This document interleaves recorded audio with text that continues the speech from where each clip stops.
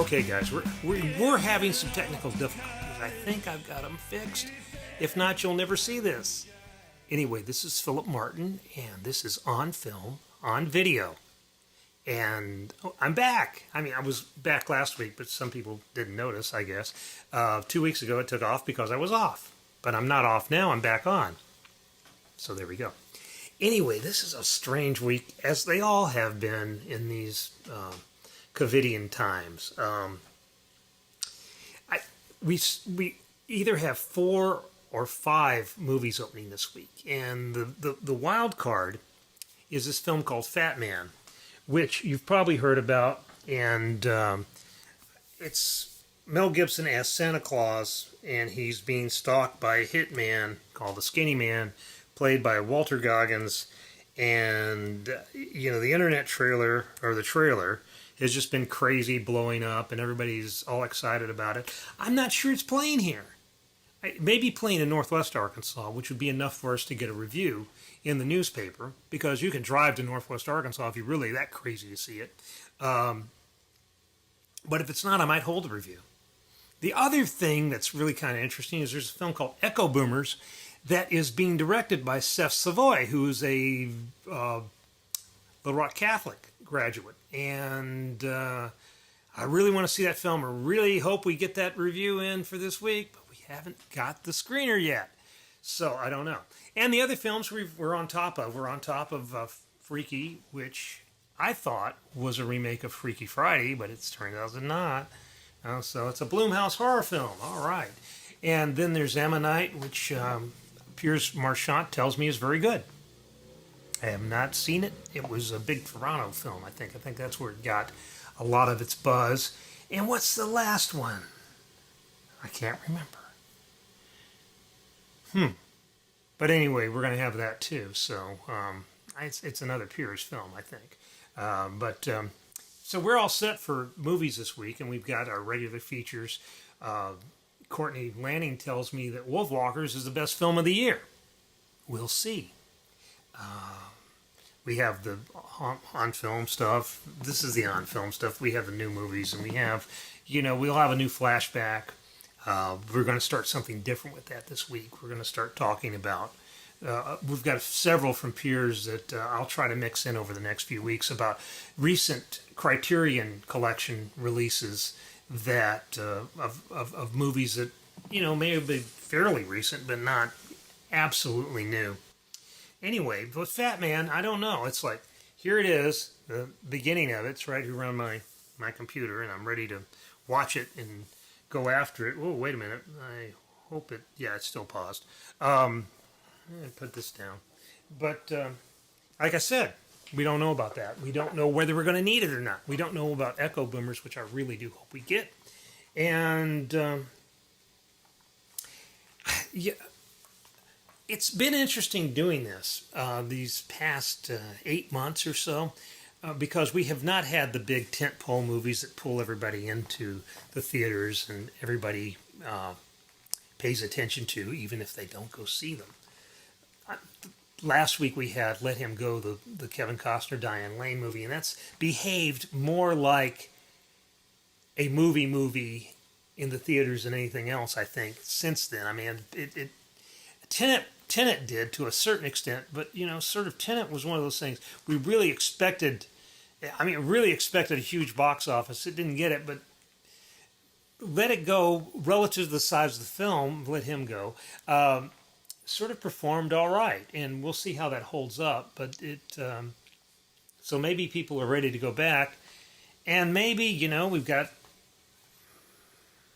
a vaccine on the way, probably. We have a new guy in Washington in a couple months, so maybe by next March, April, things will be really kind of close to normal. Who knows? I mean, right now, it's still hard to imagine going out to a theater or a crowded theater, or to a restaurant or anything like that. But who knows? Things change, and as we've seen, things change.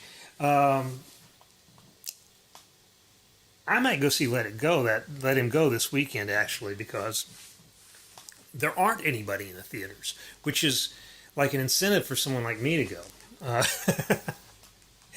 If it's not crowded, that's good. But who knows? I wanted to talk a little bit about this. It's a really interesting company. I really love them. These guys, Arrow Video. Arrow Video, see that? And I don't know much about them except that I've been on their list for a couple of years now. And they produce the most interesting, next to the Criterion Collection, I think they're my favorite DVD distributors. I really love the Criterion Collection. It's up there. See, that's them up there. I really love their stuff, and for the reasons that cinephiles love Criterion Collection. They pick really good movies, and they do really good, transfers and packaging and ancillary material that I never get to watch, but it's still there. Arrow Video does the same sort of thing, but they're this interesting blend of art house and independent horror and just cult movie sort of things. Like I just showed you the Last Starfighter, which a lot of you '80s guys, '80s kids, will remember fondly. I don't know if I've ever seen this film all the way through. It came out like in 1984, right before I started, reviewing movies in earnest. I was a big movie fan, but this was not to my taste, or I didn't think it was to my taste at the time anyway. And so I never saw it in a theater. I have seen probably most of it, over the years on cable at various times and stuff like that. And I know about it, of course, which is one of those weird things when you start learning about movies. Sometimes you know about movies that you've never seen, and to the point that you probably don't even need to see them. I'm reminded about how Dwight Yoakam talks about the Flying Burrito Brothers when he was a kid, which was also when I was a kid, and how you never heard them, but you heard about them, and you knew about the band, and you knew that they dressed in nudie suits and all this, but you never really heard their music because we had only a few, we only had the radio stations we had.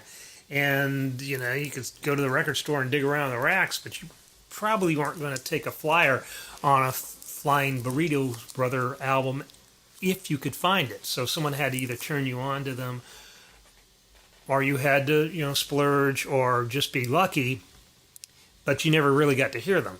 It's sort of the same way with some of these films. It's sort of like, yeah, I know all about The Last Starfighter. I don't know that I've ever seen it. I know it was directed by Nick Castle, who was the guy in The Mask and Halloween and stuff like that. And I know that people love it. But, again, Last Starfighter. These all came out like, one of the problems we have is we have our DVD column, but it's supposed to be about movies that come out right down this week. Maybe one from last week, maybe one from next week or something, but they're all coming out right about now. And Arrow is a wonderful company, but I tend to send these things out. I think this has been out for a little over a month, and it doesn't really fit in that column anymore. I mean, I might add it in there if we need some more room or something, but I don't know. Deeper You Dig. Who knows about this movie? Somebody out there. I'm sure some of the people that pay attention to this video probably know about the Deeper You Dig, but it's an independent horror film by John Adams, or the Adams family, because I think it's his family members all in this. It's credited to the Adams family on the back of the package here, and it's a really interesting film about this guy who. This is funny. He says a tragic accident results in Echo, who's a character's murder, which it's either an accident or it's murder. It could be manslaughter, but it's not murder if it's an accident. So anyway, but that's the kind of. But still, this sounds like a very interesting film, and you get 2 for 1 because you get John Adams' The Hatred on here too. And if you know about these things, you probably are going to really be excited about this package because it's a cool package. It's even got a poster in it. Wow.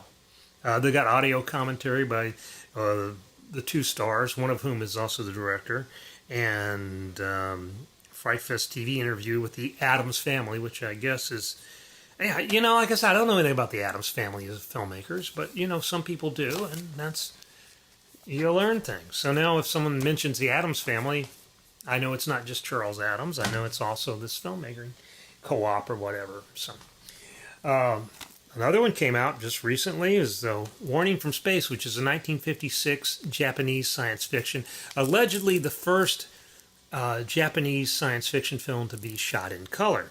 This package really sounds good too. Again, I have a vague awareness of this movie. I don't know much about it. I don't know that I've ever seen it. But it's written by the same guy who wrote some of Kurosawa's movies, Seven Samurai, Hideo Oguni, and it's got a good package. It's got scene-by-scene commentary by Stuart Galbraith IV, the author of Monsters Are Attacking Tokyo, and it's got the American dub version on here. If anybody would want that, and some people do. I mean, I'm a subtitles guy. And it's kind of hard. I'm watching on Netflix. I'm watching this Danish TV series, Borgen. And Borgen is like this soap opera about the first female prime minister of Denmark. And it's dubbed. And it bothers me that it's dubbed, though I've gotten to the point where I can ignore that. It takes a while, but it's dubbed, and it's dubbed by UK actors, and so you get this kind of funny blend of Irish and Scottish, a little Scottish, and British accents of all kinds of flavor and stripe all mixed together, and it sort of takes you out of it, but it's just a stupid soap opera. It's like I just go off on a little bit of a tangent and talk about I'm watching The Undoing on HBO, and I know it's not good. Like I knew Downton Abbey wasn't good.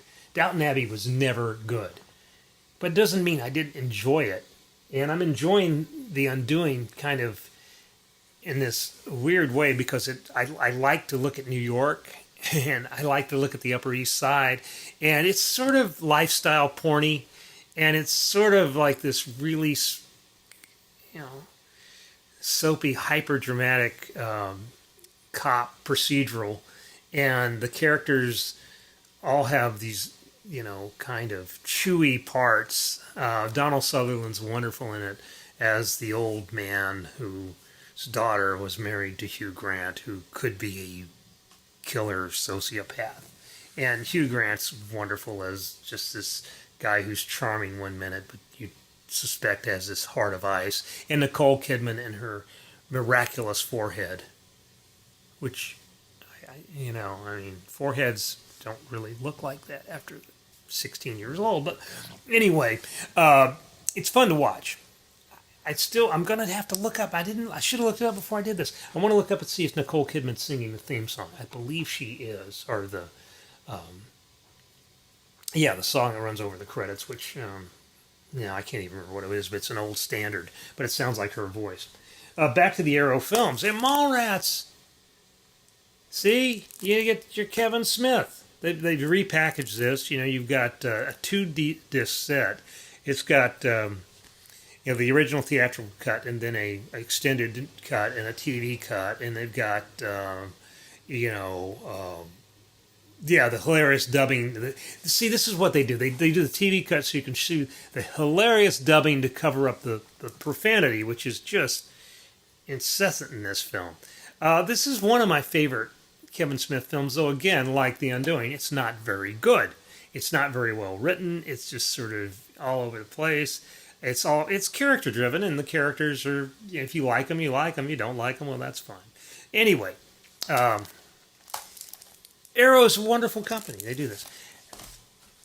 I did not know this movie existed either. It's called Cold Light of Day, and it's about the British serial killer Dennis Nielsen, who has been compared to Jeffrey Dahmer. And one of the reasons I knew about Nielsen in the 80s because I had sort of a professional interest in serial killers, because I covered Henry Lee Lucas, and I was one of the first guys who wrote about how Henry Lucas couldn't have committed all the murders he claimed to have committed, and the police complained he committed, because it just was impossible to get from Florida to Oregon in a day and a half without, flying wheels up or something. And that's what, basically undid the whole narrative about Henry Lee Lucas, was that, no, you looked at the timeline, you looked at, they just couldn't do it, especially not some indigent homeless guy who's walking or hitchhiking or, taking a bus to get around the country. There's no way he could have committed 316 murders. And so the whole thing fell apart. And, you can see Henry, Portrait of Serial Killer, which is a very interesting Michael Rooker film that totally, ignores the facts, but it's still kind of real. I mean, it's sort of like, if poetry is a lie that gets to the truth, I think that Henry, Portrait of Serial Killer is probably a pretty good poem. Anyway, this is about Nielsen, and I had just seen Des, which is I guess it was originally a BBC show, but it was on Sundance, and it had David Tennant playing Dennis Nielsen, the serial killer. The same case that this movie covers. This 1990 movie I'd never heard of. The fun thing is Tennant looks exactly like this guy, at least the way they've done him up for this miniseries, which is 3 or 4 episodes. I think it's 3, actually. I don't think it's any longer than that, which is about as long as it needed to be. And he he looks exactly like the Google image search of this guy. I mean, it doesn't mean he looks like the guy. It means he looks like, if you went to look to see what the guy looked like, this is what you'd see. And you see these pictures, and they're almost indistinguishable from the way that David Tennant is presented in this film. So that's kind of cool, kind of interesting, because, one of the things I really like about film is the way it lets us kind of peer into our past and see things as we imagine they were. And they do a really good job of the period sort of reconstruction here. It's the same thing with The Queen's Gambit, which I wrote about today, Tuesday, actually. The period reconstruction is part of what is delicious about the film, especially if you remember the period. I think that, if we don't have any idea what it looked like ancient Rome or something like that, then, that's a different thing. But if it's a period that we can remember, like I remember the 80s very well, because I was a grown-up in the 80s, at least allegedly a grown-up in the 80s, and I can remember the way things look and felt, and, and so, and even the 60s, I can sort of have a memory of. So you see these films like The Queen's Gambit set in the 60s, and I notice things that I hadn't thought about. I think there's a scene where there's a push-button phone, and it's just a couple years too early for that. But other than that, it's pretty much spot on. And there's this wonderful wide shot of Mexico City in the 3rd or 4th episode. I don't know how they did it, but it's like, yeah, that's what it would look like if you were coming in there in the 60s.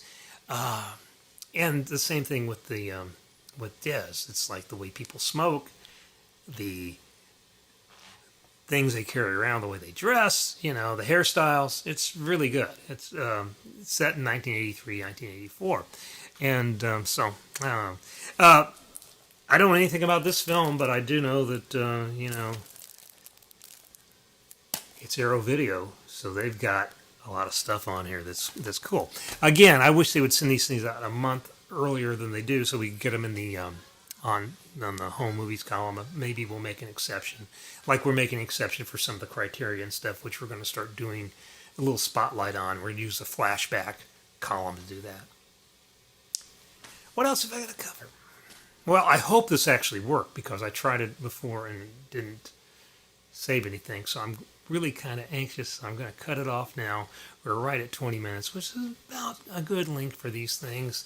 And we'll see you at the movies. I'm going to see Let Him Go this week, because I hear it's good.